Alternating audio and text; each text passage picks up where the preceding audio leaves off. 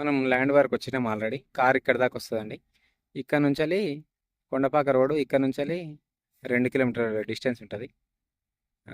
Karimnagar to Hyderabad highway మాత్రం 5 kilometre distance ఉంటుందండి. దీనికి 2 సైడ్ రోడ్ ఉంటుంది. ఇక ఇది కూడా రోడే మళ్ళీ.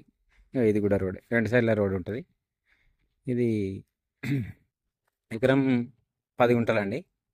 ఎకరం 10 గుంటల ల్యాండ్ కొండపాక మండల్ కిందకి వస్తుంది. దీంట్లో ఒక బోర్ ఉందండి. వాటర్ ఎక్కువ ఉండదు, కొంచెమే ఉన్నాయి. ఇది సైటు.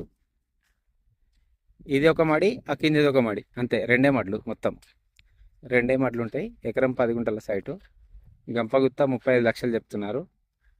మనకు బీటీ రోడ్ నుండి ఎగ్జాక్ట్లీ 2 కిలోమీటర్లు రావాలండి.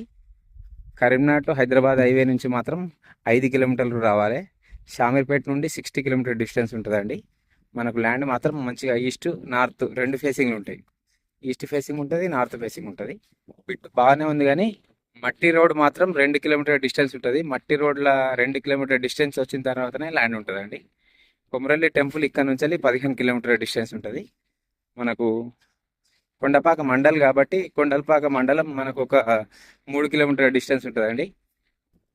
వెనకకి ఒర్రెలాగా ఉంటుంది. మళ్ళీ ఆ ఒర్రె నుండి వాటర్ పోతాయి. మళ్ళీ మనకు ఫేసింగ్ వచ్చేసి మంచి ఫేసింగ్ ఉంటుంది. ఈస్ట్ ఫేసింగ్లో ల్యాండ్ మంచి రెండే మడ్లు, స్క్వేర్ బిట్టు, 4 మూలలు కరెక్ట్ ఉంటుంది.